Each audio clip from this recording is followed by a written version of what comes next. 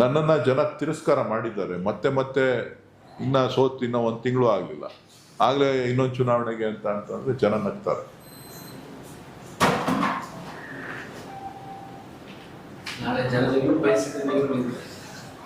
ಜನ ಹೇಳ್ತಾರೆ, ನಾವು ಮನಸ್ಥಿತಿ ಇರ್ಬೇಕಲ್ಲ.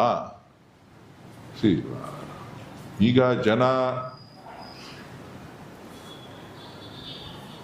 ತಿರಸ್ಕಾರ ಮಾಡಿದ್ದಾರೆ, ಸೊ ರೆಸ್ಟ್ ತಗೊಳ್ಳಿ ಅಂತ ಹೇಳಿದ್ದಾರೆ.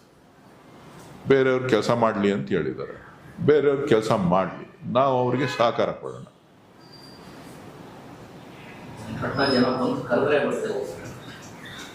ಚನ್ನಪಟ್ಟಣಕ್ಕೇನು ಜನ ಕರೆಯೋದು, ನಮಗೆ ನಮ್ಮ ಸ್ವಂತ ಜನ. ನಾವು ಮೊದಲಿಂದನೂ ಒಡನಾಟವನ್ನು ಚನ್ನಪಟ್ಟಣದಲ್ಲೂ ಕೂಡ ಇಟ್ಕೊಂಡಿದ್ದವರು. ಸೊ ಈ ಬಾರಿ ವಿಶೇಷವಾಗಿ ಚುನಾವಣೆಯಲ್ಲಿ ಒಳ್ಳೆಯ ಹಿನ್ನಡೆ ಆದರೂ ಕೂಡ ಒಳ್ಳೆಯ ಮತವನ್ನು ನೀಡಿದ್ದಾರೆ. ಸೊ ಚನ್ನಪಟ್ಟಣದ ಜನ ವಿಶ್ವಾಸವನ್ನು ವ್ಯಕ್ತಪಡಿಸಿದ್ದಾರೆ.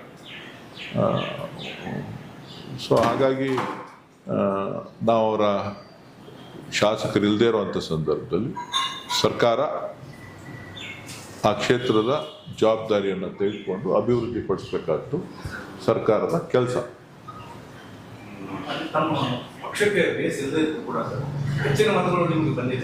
ಬೇಸ್ ಇಲ್ಲ ಅಂತಲ್ಲ,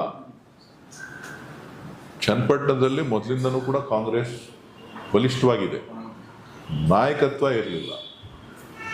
ನಮ್ಮ ಪಕ್ಷಕ್ಕೆ ಬರೋದು ಹೋಗೋದು ಪಕ್ಷಾಂತರ ಏನು ನಡೀತಾ ಇದೆ, ಅಧಿಕಾರದ ಆಸೆಗೋಸ್ಕರ ಪಕ್ಷಾಂತರಗಳು ನಡೀತಾ ಇದೆ. ಅದರಿಂದ ನಮ್ಮ ಪಕ್ಷಕ್ಕೆ ಹಿನ್ನಡೆ ಆಗಿತ್ತೆ ಹೊರತು ಬೇರೆ ಏನೂ ಇಲ್ಲ.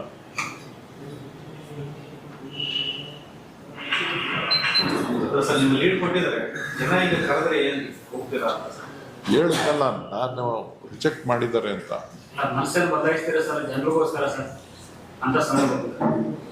ಅಯ್ಯೋ, ನಿಮ್ಮ ಮಾಧ್ಯಮಗಳು ನೋಡಿ ನೋಡಿ ನನಗೂ ಸಾಕಾಗುತ್ತೆ. ನಿಮ್ಮ ಕಡೆ ಹೋಗೋದು ಬೇಡ.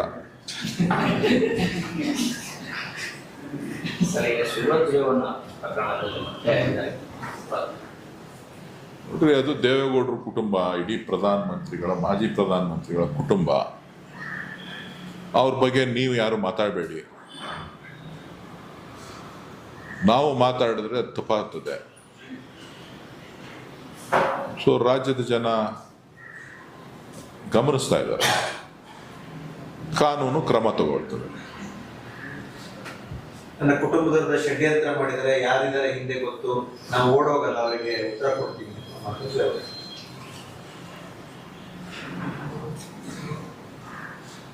ಎಂತಕ್ಕೆ ಹೇಳಿದಾರೋ ಗೊತ್ತಿಲ್ಲ, ಯಾರನ್ನ ದೃಷ್ಟಿಕೋನವಾಗಿ ಇಟ್ಕೊಂಡಿದಾರೋ ಗೊತ್ತಿಲ್ಲ. ಅವರ ದೃಷ್ಟಿಕೋನಗಳು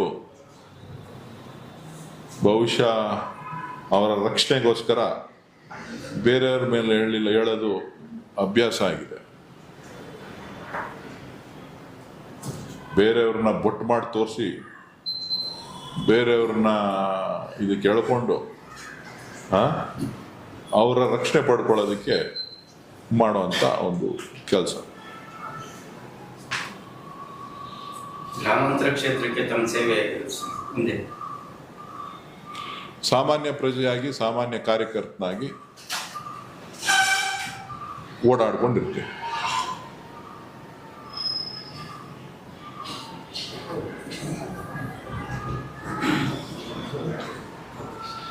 ಒಂದು ಲೋಕಸಭಾ ಚುನಾವಣಾ ಪ್ಯಾಟರ್ನ್ ಆಗಲಿ, ವಿಧಾನಸಭಾ ಚುನಾವಣಾ ಪ್ಯಾಟರ್ನ್ ಆಗಲಿ, ನಿಮಗೆ ಬೆಂಗಳೂರು ಗ್ರಾಮಾಂತರದಲ್ಲಿ ಒಟ್ಟಾಗಿ ವಿರೋಧಿಗಳೆಲ್ಲ ಒಟ್ಟಾಗಿ ಕೆಲಸ ಮಾಡಿ ಸೋಲಿಸುವಂತ ಪ್ರಯತ್ನ, ಚನ್ನಪಟ್ಟಣದಲ್ಲೂ ಅದೇ ರೀತಿಯ ಪ್ರಯತ್ನಗಳಾಗುತ್ತೆ ಅಂತ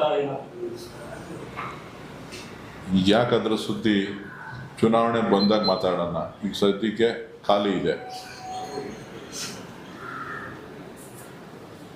ಖಾಲಿ ಇರುವಂಥ ಸೀಟ್ಗೆ ಅಲ್ಲಿ ಸರ್ಕಾರ ಆ ಖಾಲಿ ಇರುವಂಥ ಶಾಸಕ ಸ್ಥಾನವನ್ನು ಸಾರ್ವಜನಿಕರ ಕುಂದುಕೊರತೆಗಳನ್ನು ಆಲಿಸಿ ಅಲ್ಲಿ ಸಮಸ್ಯೆಯನ್ನು ಬಗೆಹರಿಸಿ